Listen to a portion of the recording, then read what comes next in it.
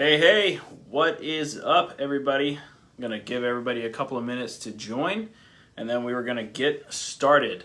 Couple of things I want to start off with today is I always like to start off with some wins. It's actually been a while since I did a live stream in the group since they removed the Zoom option. So I figured instead of doing it on my computer like I usually do with Zoom, I figured why not just do it like using my whiteboard and my phone and stuff like that. So with that being said, guys, we're going to be getting started here in a minute. I'm going to let everybody hop in.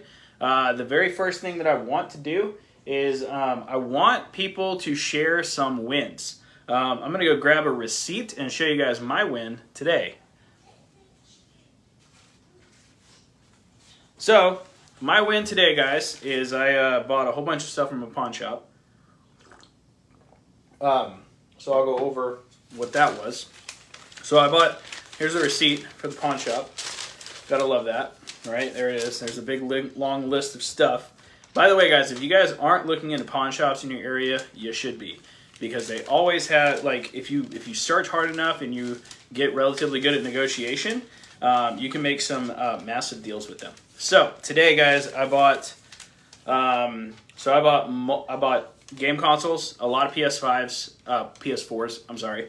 I bought 5 PS5s, and then I got a iPad, 10th generation, for, what did I get that for? I bought it for $160, so not bad. I bought that iPad for $160, so and this is a writer downer here. A lot of pawn shop employees don't know the difference between password locked and iCloud locked. So sometimes, and the same thing actually applies with MacBooks too.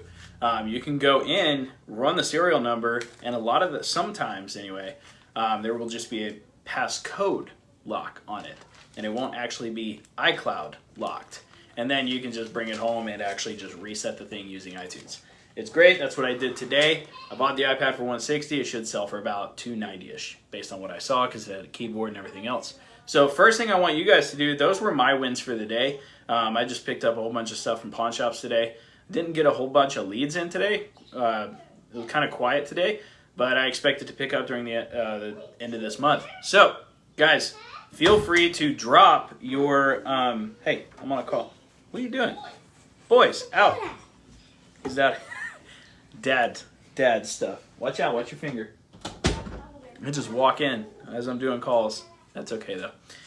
That's why I do what I do. All right, so I want you guys to drop some of the wins that you guys have in the comments, if you would. I'd love to see your guys' wins before we start on to how to make $100 to $200 a day as a solo flipper. And just curious, is the wording backwards to everybody?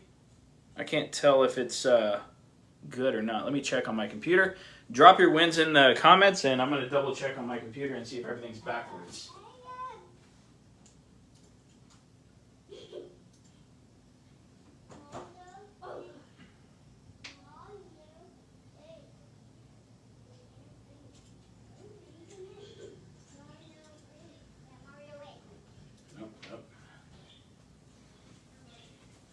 Everything is most certainly backwards.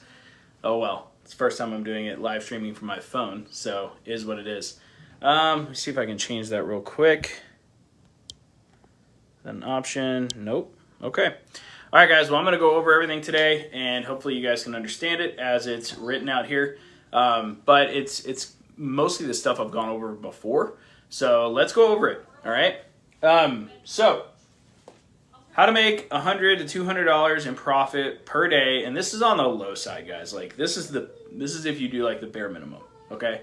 So I'm gonna lay this out for you guys on how you can do this.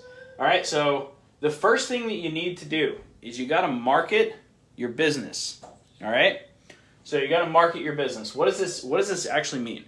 So marketing your business, you need to do it through reach outs, social ads, Google ads, and diversity. Those are kind of the main 4 ways you can do it, okay?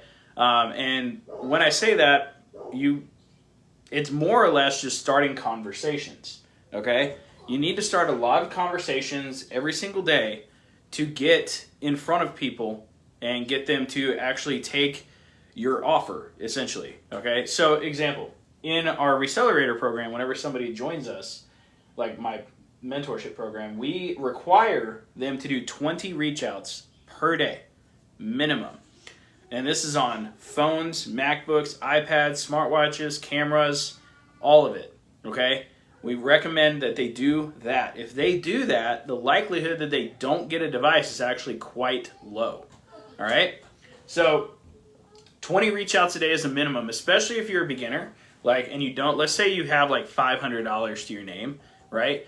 This is something you're going to want to do starting off. You want to start off with the reach outs, the 20 a day. And this is how most people start anyway, okay? And here is the message that you're going to send them. So you're going to want to write this down, watch the replay on this. Here's exactly what I say. I say, hey, I run a business that buys phones, MacBooks, iPads, smartwatches, cameras, and many other types of electronics. If I were to pay cash today, would you be willing to go any lower on the price? I am very upfront that I own a business. I'm not out here saying like, hey, I'm trying to buy this for my brother or my cousin. Like, that is so shady, it's ridiculous, okay? Be honest about what you're doing, okay? Just reach out to people. You're like, hey, I run a business where I buy stuff like this every day. I'd love to buy it from you, okay? And you'd be surprised how well it works. Just saying. Next is social ads. So this is like Facebook and Instagram ads. So Facebook and Instagram ads is basically what I call interruption marketing. All right, interruption marketing is essentially where you are placing an ad on somebody's news feed, whether it's on Facebook or Instagram, and you're interrupting their news feed in between, them seeing their friends and things like that, right? So that is interruption marketing. That is Facebook and Instagram ads and or social ads, okay? So social ads are great for getting attention, but they're not necessarily cold leads, or they're not necessarily warm or hot leads, okay? They're more kind of cold leads that are somewhat interested, right? So with social ads, they're good. They're good for starting out. They're the level up from reach outs. The next one that I'm a huge fan of is Google Ads. Google Ads are amazing in my opinion because we're actually targeting people that are actually typing into Google, sell my phone near me, right? So those are my favorite personally. You get less of them than you do with usually Facebook ads or Instagram ads, but the quality of that lead is typically better in terms of they are ready to sell right now. Okay, it doesn't mean you won't get any trash leads, doesn't mean anything like that. There's always an 80-20 rule, just so you guys are aware with inbound leads. So 80% of what you get is usually going to be trash. That's just how leads work. 20% is usually going to be good. All right, that's why the closing ratio on Facebook is like 1 out of 10 people. Okay, so honestly, the whole business model is a numbers game, guys. And then the last bit of marketing that I recommend is diversity. Being able to buy more than an iPhone. If you can buy more than an iPhone, you are much more valuable to your customer. Okay, this is very important. If you can buy more than an iPhone, you become more valuable. That's just how it is. So, reach outs, 20 a day, do that. Okay, if you're a beginner, you got $500 to your name or less, do reach outs. Okay, social ads, meaning Facebook and Instagram, Google ads, and then diversity. Okay, all of these things will lead to conversations, meaning you talk with people. Okay, and if you talk with people, you get to make offers. And when you make offers and you make enough of them, a lot of the times you can get the device and then you can resell it for a profit. Okay, so marketing leads to conversations. Okay, and if you can start, let's say 30 to 40 conversations a day, the likelihood that you close 0 is very low. Okay, very low. Okay, so do this, do all of these things. Okay, and now reach outs, you can do it on Facebook, you can do it on Nextdoor, you can do it on Craigslist, you can do it on OfferUp. Like, there's a million places you can do that. You can even cold DM everybody on your friend, like your text message list that you have in your phone. You can do that too. Okay, so the next thing, the biggest part, another part of this is you need to be able to appraise and make offers. Okay, so how do we actually appraise? Let's just say phones. Okay, phones are going to be a big one. Phones, we want to appraise using a direct buyer list. this is what I personally use. There's a couple of them out there. The NYC phone buyer, you guys can Google this. You can also probably find it in the group. You got the NYC phone buyer list, or you guys can just type price list in the comments below, and I'll send it over to you probably tomorrow. Direct buyers, you got NYC phone buyer, you got Best Deal Phone, you got a couple of those guys. You got Atlas, which is probably the most well-known one. And then you got the eBay sold listings. So eBay categorizes their items into a sold category. And if you guys are commenting, I can't see them for some reason. Let me see. Yeah, I can't see any comments. Are you guys commenting at all? Because I can't see anything. I haven't done Facebook Live on Facebook in a while. Anyway, you got the eBay sold listings, which is what I like to use outside of phones. So, for example, I bought this the other day. This is a Google Pixel tablet. So this isn't something a direct buyer buys, okay? What did I pay for it? I paid $155. How did I figure that out? I went to eBay and I found 3 that were just like this, and I found out they were selling anywhere between $280 and $340. I listed mine at $310. It sold at $310. That's how I figured that out. Okay, and I made a good amount of profit on it. So things outside of the direct buyer realm, things like this, and I also bought a Google Pixel from the same guy. These things go on eBay, and you can make really good profits. Like I said, when you go outside of iPhones, okay? Normally, iPhones are my lowest ROI, but high volume device. So let me explain that a little bit. I will buy more iPhones than most things, okay?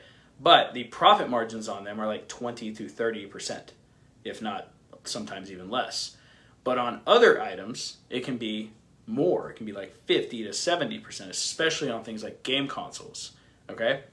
So you want to appraise devices using a direct buyer list, and usually for this I recommend, like I said, Best Deal Phones, NYC Phone Buyer, Atlas. You can Google all of those and you'll find them.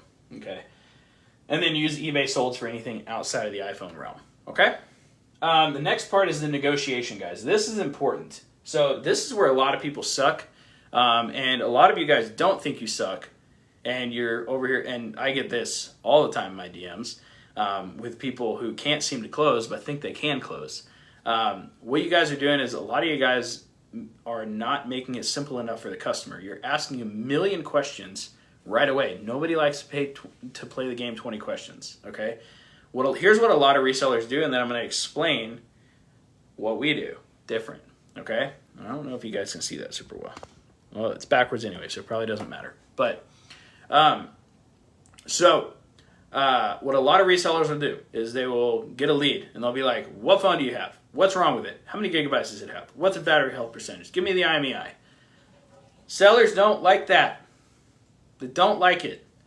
Okay? The only reason that these people are actually messaging you is to get an offer for their device. That is it. That is the only reason that they're reaching out to you. So what should we give them whenever they message us?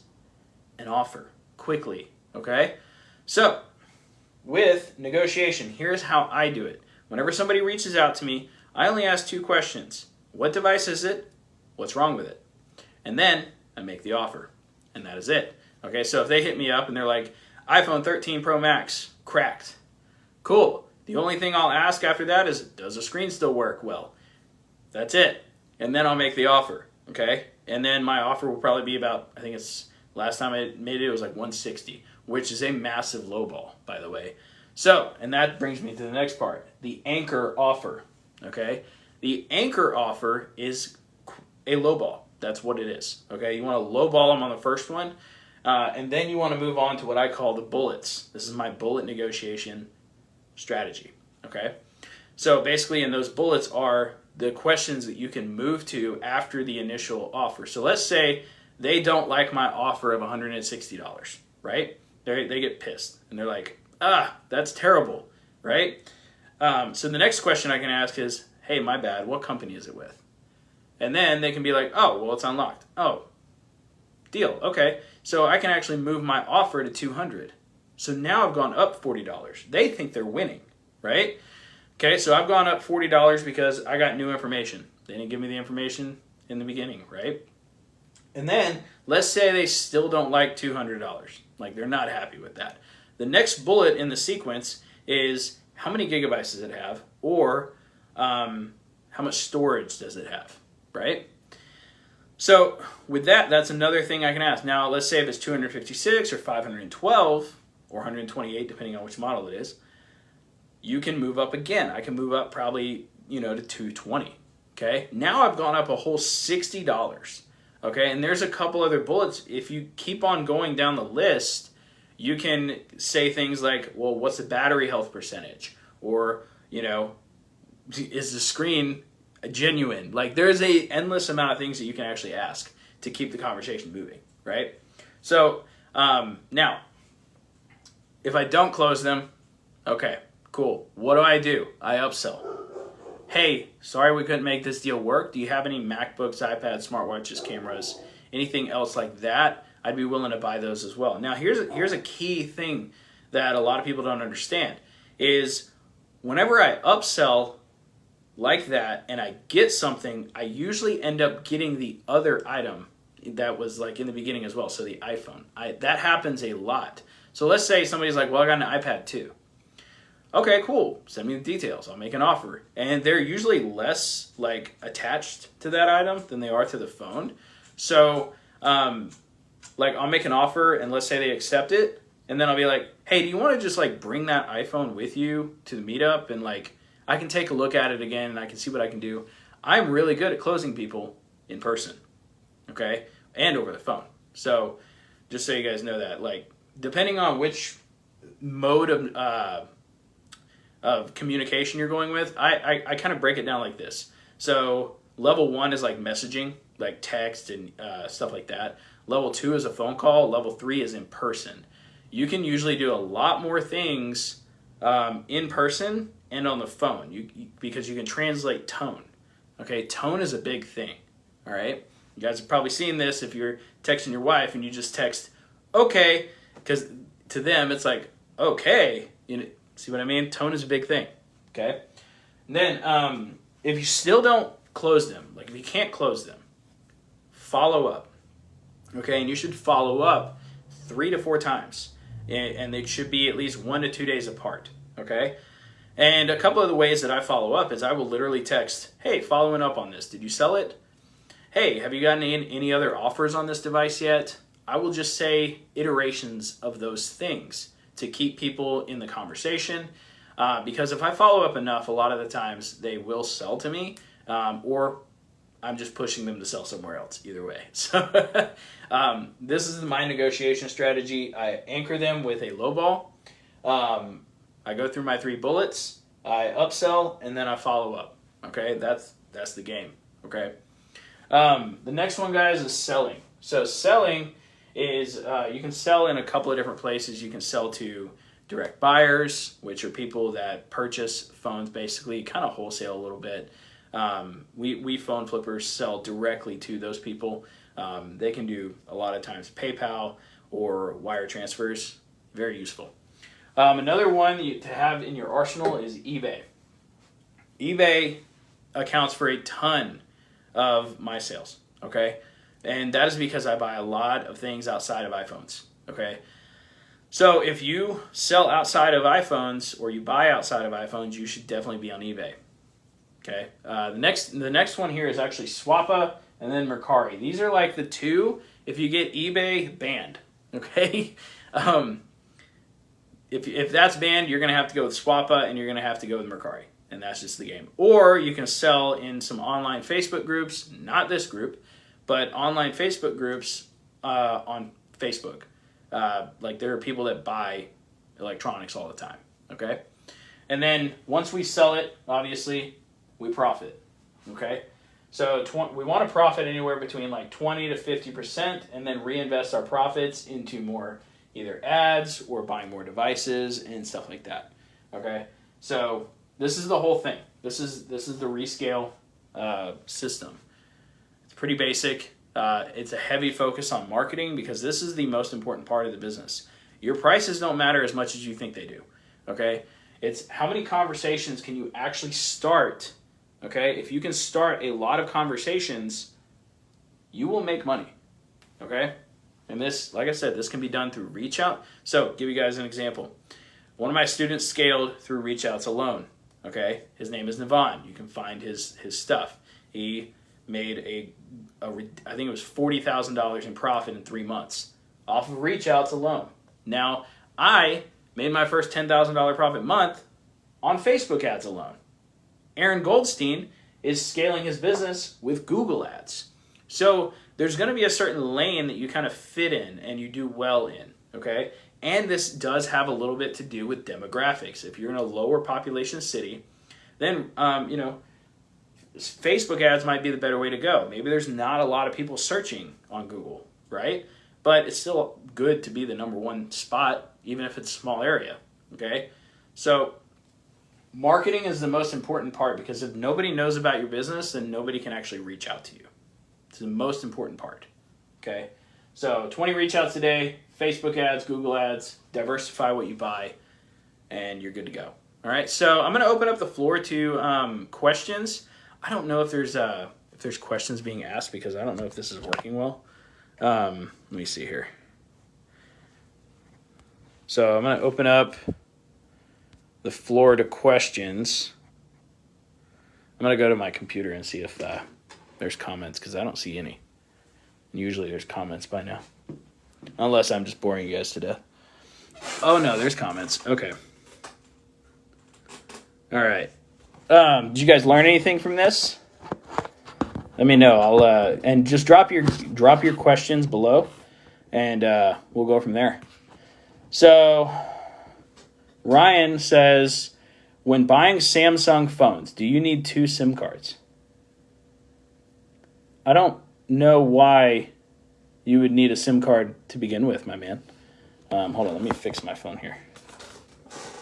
Yeah, I don't know why you would need, so on Samsungs, I go to, checkimi.com, and that usually lets me know if it's unlocked or not. So that's kind of my experience with that. So, yeah, I don't know. Oh, yeah, there's 19 comments. My goodness. Okay, hold on. These are not showing up on my phone. All right. Yeah, your screen is reversed. Yeah, I'm aware of that, Chuck. Sorry about that. I got to figure out how to fix that. All right, so there's 19 comments, but I don't see all of the comments. Go ahead and keep asking, guys. I'm going to figure out how I can see my own comments here. 19. Why is it not showing everything?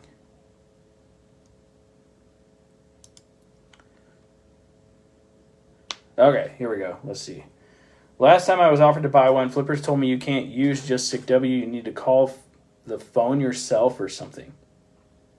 So, no, dude. You can just go to checkimi.com, and it should tell you if it's unlocked or not.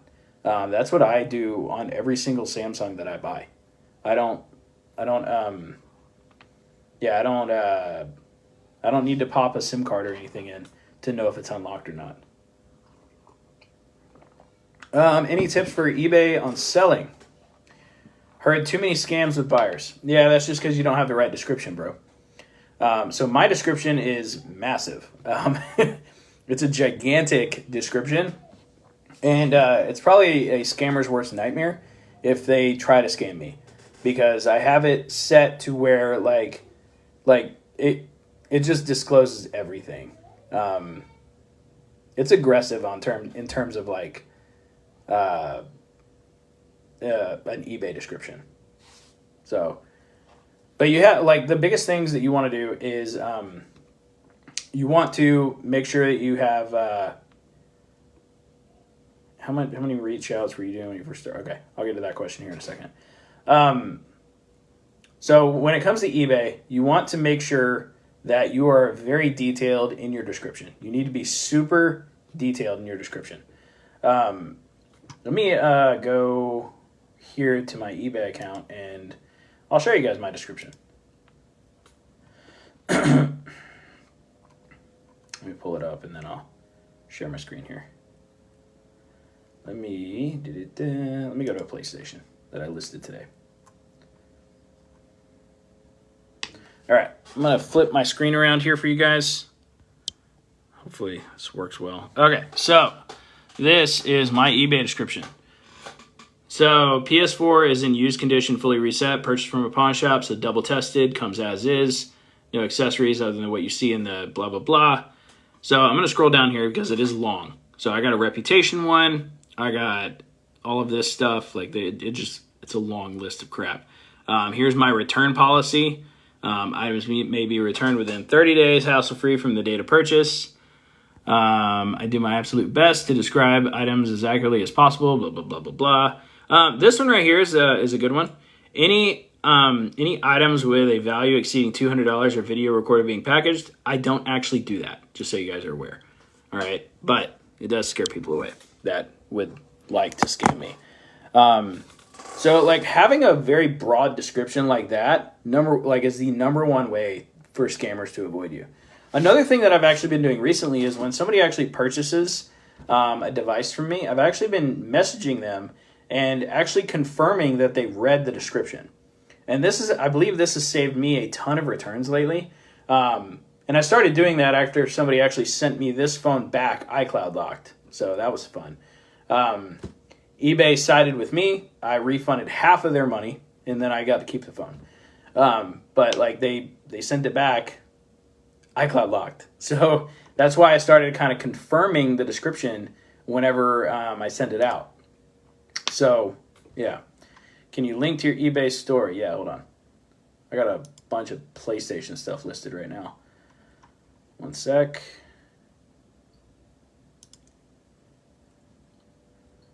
How do I find my store? I'll drop it in the comments for you guys. I got a bunch of Oculus stuff listed right now. Not a whole bunch of phone stuff, because I sold all of them. And if you guys want to buy something, go ahead. There you go. All right. Link to eBay store. I dropped it in the comments. Security measure. Interesting. With this business, do you recommend paying your eBay taxes quarterly or annually? And what system do you use? What percentage do you put away after each sale?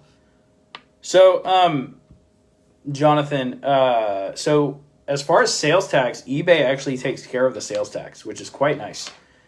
So I don't actually have to deal with any of that.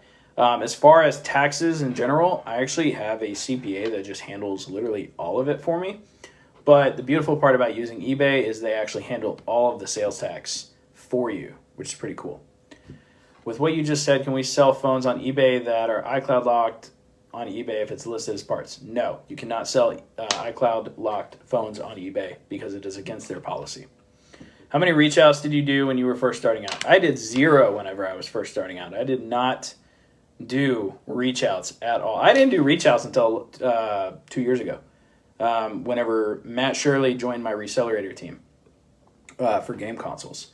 So, yeah, that wasn't even a thing for me. Whenever I started, we still had the option to post on Marketplace, post on Let Go, post on OfferUp. This was back in like 2017, when it was like the wild, wild west of social media. It was wild. Good times, man. Good times. Since then, we've had to get a little more structured and, actually become business owners since then. So, all right. I can't see everybody's comments. Sadly, this thing keeps not showing me them. I might have to answer some of them afterwards. But whenever I first started, I didn't do reach outs. All I did was post ads on Craigslist, OfferUp, Let Go, all of those different places, all of those different platforms. What has been your biggest flip yet? So my biggest flip ever was actually, so my one item flip. I'll go over my one item flip. I bought a MacBook for $100. The guy told me it was iCloud locked and no power, and it wasn't. So I just plugged it in, erased it, and sold it for $2,300. So that's been my biggest single item flip. I made like $1,900 in profit. Okay, was just curious if you could expand on what you just said about that phone you just showed us. The buyer claim. Oh, yeah. So, yeah, the phone I just showed you guys. So I sent this phone as AT&T only. Okay. They did not read the title, the description, the details, or anything. So I sent it as AT&T. There was no iCloud, none of that. Okay. They returned it because they're like, oh, I didn't know that it was AT&T only, because they didn't read. They were, not dumb. They were dumb. I'm just gonna put that out there. And then they sent it back, and it was iCloud locked. That's how it was iCloud locked. Like, they locked it and they wouldn't give me the password or anything.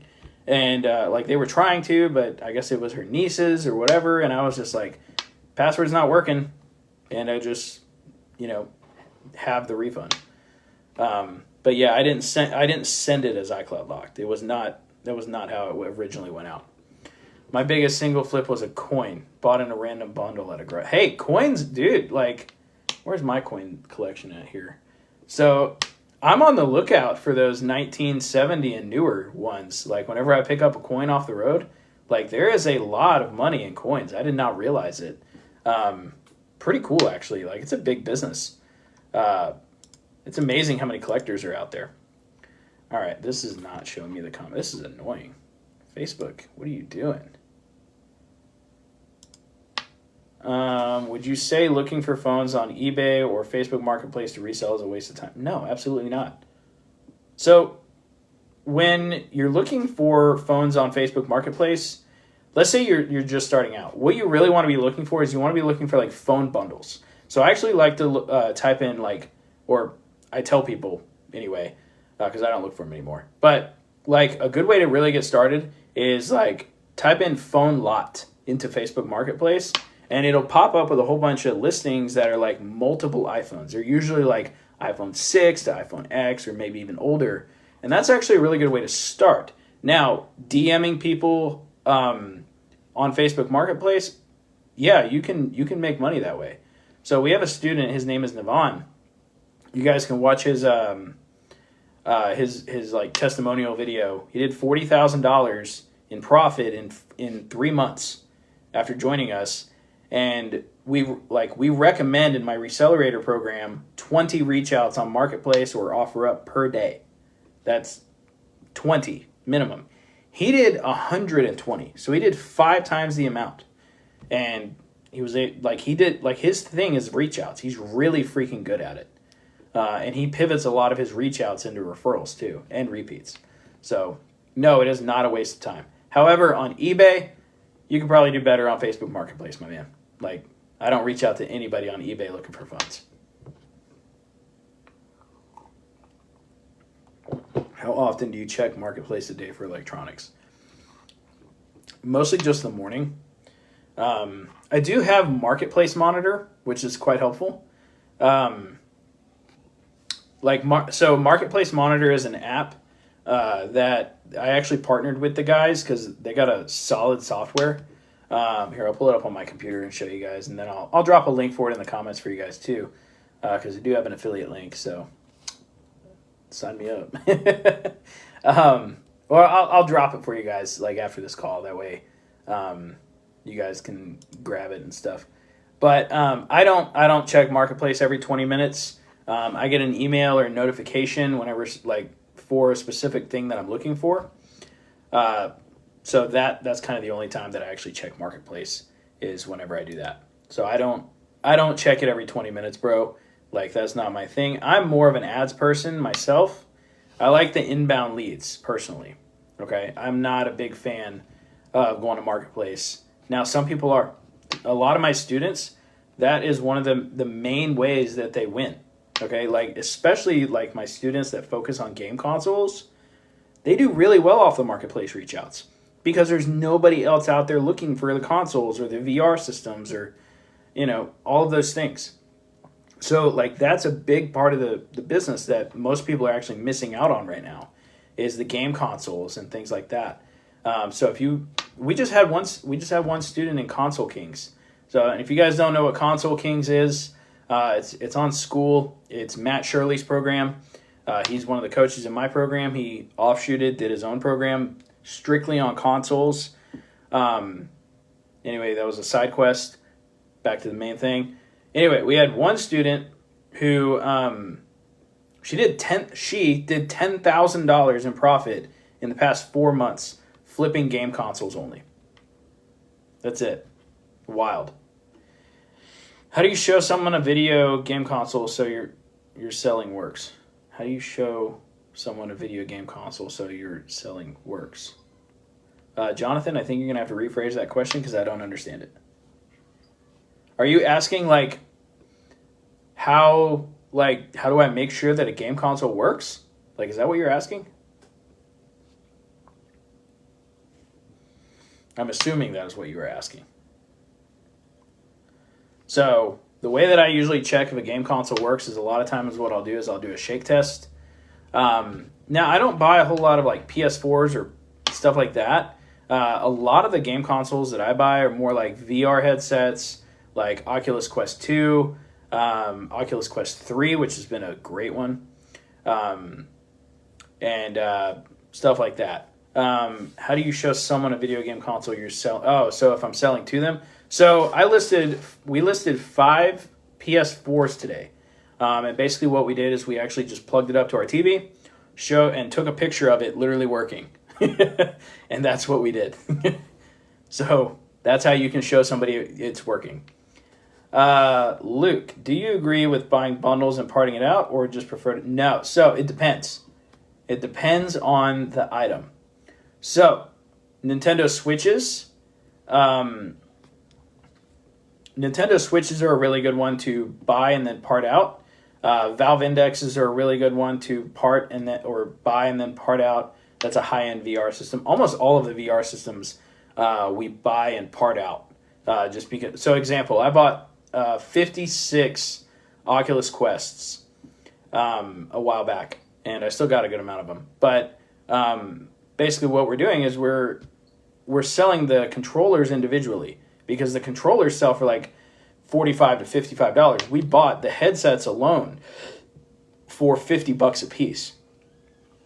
So it's you can see how we're making profit there. We're making all of our money back on one controller, and we're basically doubling the amount of profit we're making on everything else. And it'll be about a double profit. What's the most phones you've flipped in a day? Gosh, it's been a lot of years. I think the most that I've flipped, I think it was 45 in one day. But that was because I bought it from a repair shop, and it wasn't the profit wasn't super good. I'll be real. It was $20 per phone that I made in profit. So I made $800 off of flipping 45 phones. So I wasn't super happy about that. I could have flipped 6 phones and made the same thing, but it was a one and done wholesale type of deal. I bought it off a repair shop. They needed it gone. And they were yeah, I could just sell this stuff on eBay. And I was yeah, you could. But anyway, I wanted to earn their business, and I bought them all. And then I flipped it, made $800 in profit, and that was cool. But I usually, so I personally like the what's going on here? So I personally like the one and done deals where I can make $80 to $150 in profit per device. In my opinion, that's a lot easier, a lot less stuff to move. Okay, that's a lot less stuff to move. Now, there's a lot of guys in the business that do a lot more volume than that, and that's cool. There's people that move, they will, do $100,000 in sales and make $5,000 in profit. I don't want to really do that. I'd rather do $25,000 in sales and make $5,000 in profit, or 20. That's just my preference. But I also have multiple income streams too. So, what do you usually offer on a Switch? Randy, it depends on which Switch it is. So let's say the Switch OLED, I'll usually offer hold on, let me pull something up here. And I'm going to share this but I'm not going to give it to you guys because it's not really mine. It is my coach's, Matt's. So Matt has actually put together a price sheet for all of these. And this is in Console Kings if you guys are interested in that. So Switch, Nintendo Switch console family. So let me pull this up. Share my screen. So what would I pay on, so this is school. This is where our Recelerator program is hosted. So my coach, Matt Shirley, has everything kind of priced out for us inside of here, which is great. So what would I pay? I would pay, so for the OLED, current resale value is $180 to $200. And then he breaks it all down here. Current suggested buy price, $170 to $190 or less for the bundle. So, and then he actually has it listed out for all the others too. So I would actually just go off of that sheet. And that's actually usually what I do because Matt does the research about every 2 weeks to kind of stay current with what everything is selling for. So it's pretty great, actually. Makes my life 10 times easier. How much money would I need to get off to a solid start with this business? How much you got? Like, you can start this with literally nothing. You can literally resell your parents' or grandparents' phones and electronics and get started, right? So, but a good amount that I recommend if you're looking to grow pretty quick, about $1,000 to $1,500, like really starting out. Like, if you want to get up and running and going quickly, then about $1,000 to $1,500. You can jump on Facebook Marketplace, start DMing a whole bunch of people, and you'll get some stuff happening, and that's how it'll work. So, yeah. And Luke is actually correct. It depends on your goals. Yeah, that's a big part of it.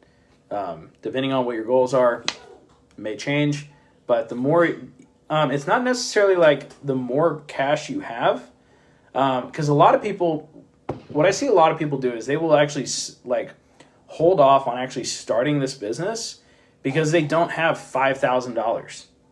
Guys, the likelihood that you're going to jump into $5,000 worth of inventory on the first day is incredibly unlikely. Okay? You're probably going to start off with 1 or 2 devices. Okay? Like, that's usually how the game works. And over time, you'll get better and better. And then you'll be able to get more devices per day. Therefore, you'll have to spend more per day. But like, you don't need $5,000 to start off. What I'll tell a lot of people is like, go look for an iPhone 11 right now. Now, this is August 27th of 2024. This could change if you're watching this video later, okay? So if you're looking to get into phones and you don't have a big budget, what I recommend is start with iPhone 11s, okay? Start with iPhone 11s and offer $80 for them. People are taking that. Trust me, I buy them all the time. All right? You offer $80, you flip it into $160. And then you just do the same thing over and over again.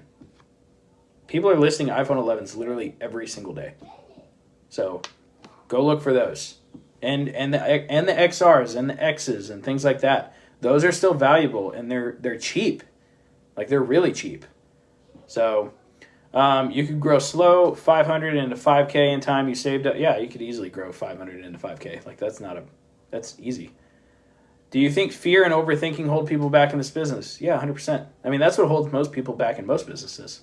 So most people just like overthink everything. So like, if you overthink everything, you're obviously going to have a hard time getting started. So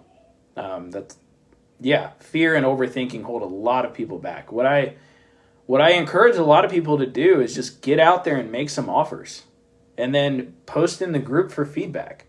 Like, if you do that, the likelihood that you succeed is very high. So here, guys, this is how the learning process works, right?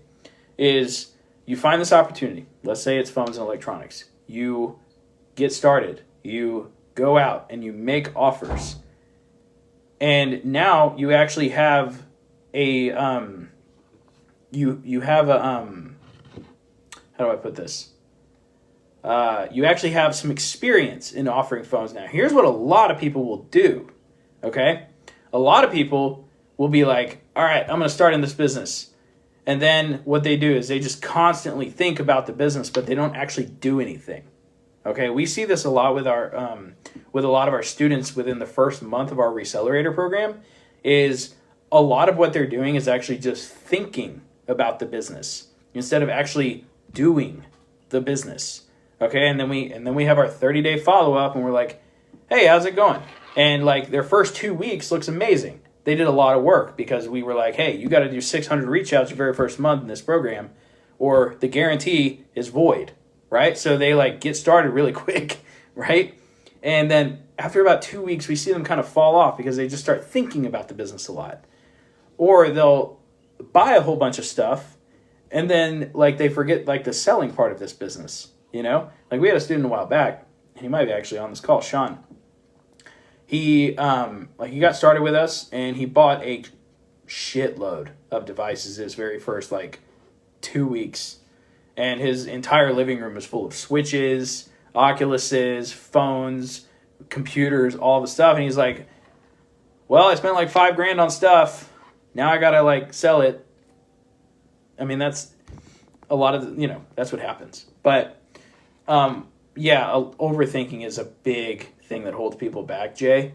If you just get past that and you actually just do the work, like you can get past that. You can get past the overthinking. What are your thoughts about getting into unlocking network locked phones and with an unlocking chip for money? No, I've never done that. Never needed to. You're just like, so what I see that as is, so that used to be a really big thing, Jonathan. It is not nearly as big now. So what you're referring to here is the RSIM. I don't really recommend doing that. You can like a lot of what you guys do. Here's what a lot of people do. And I caution my students against this all the time. Is you guys will start flipping phones and electronics, and then you're like, ooh, unlocking phones, ooh, repairing phones, ooh, this, ooh, that, ooh, this. Oh, I'm gonna start selling phone plans to people with the phones that I have. No, don't do that. Stop. Just stop. Keep it really simple. Buy, flip. Buy, flip. Now, this is a little different. If you already have repair experience, then repair the phone. I don't have repair experience. I never have. Okay? I don't really care to learn it. So I just buy and I flip. And I make my life very simple and easy. Because if you are one of those guys, so we see this a lot with cell phone repair shops that come to work with us in our program. Those guys are usually so freaking busy that they scale themselves away from the business. So I'm talking these guys come to us and they're offering phone plans. They're selling phones. They're buying phones. They're unlocking phones. They're doing this. They're doing that. They're doing 9 different things. And they can never focus on one thing. If they just focus on repair, they could probably scale their business. Or if a reseller just focused on buying and selling something, they could probably scale their business that way. Once you find something that works and you make money with it, the shiny objects are going to come, the opportunities are going to come. And a lot of the times you just got to say no because it can become too much. That's just my experience anyway. I am very prone to the shiny object syndrome. Very prone to it, trust me. I know all about it. I got to really that's why, so I have a rule for myself too. I do not make business decisions at all, Friday to Sunday. Because every time I've made a business decision on Friday to Sunday, it has always miserably failed. And that's just from data in the past that I've noticed. Because by Wednesday, I'm thinking to myself wow, this is a really stupid idea. And that's just that's what a lot of people do is they'll just make a whole bunch of decisions thinking they are quote unquote scaling their business instead of keeping the business really simple. And I don't know if this is helping you guys, and I know I'm kind of ranting here a little bit, but this is just stuff that I see all of the time, from a lot of different people. And we've coached over 150 people, and we have, I think it's 8 6-figure flippers now. The commonality between all of the 6-figure flippers that we have, it's 12. I don't know why I said 8. And that's people making over $100,000 a year in profit. And the commonality between all of them is that all they do is they focus on flipping. If they repair, they actually outsource that, which is something I recommend once you get past a certain level.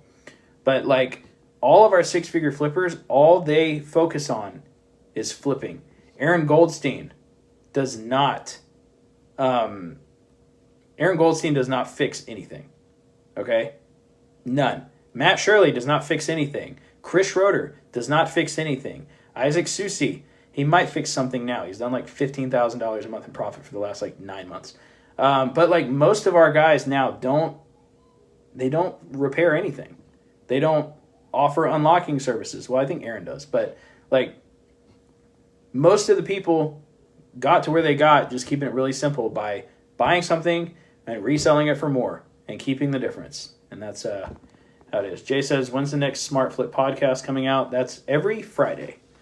So if you guys haven't noticed, we are about 20 episodes deep now into the Smart Flip podcast, which is pretty freaking cool. It's on YouTube. It'll be on other platforms later. But, all right, cool. Well, we're coming to the end of the hour, guys. I hope I was able to answer a lot of questions. Let me know if this has been valuable. And maybe I should start live streams again in the group to help you guys out. Let me know what you guys think. And give me your comments. I feel like I missed a lot of questions because this is not showing me all of them for some reason. Yeah, I got 51 comments here, and I only see like 5. Honestly, if I knew how to fix phones, I would fix phones for content purposes. Yeah. It was a good stream, very informative. Thank you. Appreciate it, Jonathan. Awesome. I don't know why I can't see all the comments. This is kind of annoying. I'd like to see all of them. But it is what it is. So I will answer a lot of your guys' questions, I guess, after the live stream. Because I can't see all of them here. It's only showing me 5 at a time. All right, cool. Well, does anybody have any last questions that they want me to answer or anything like that?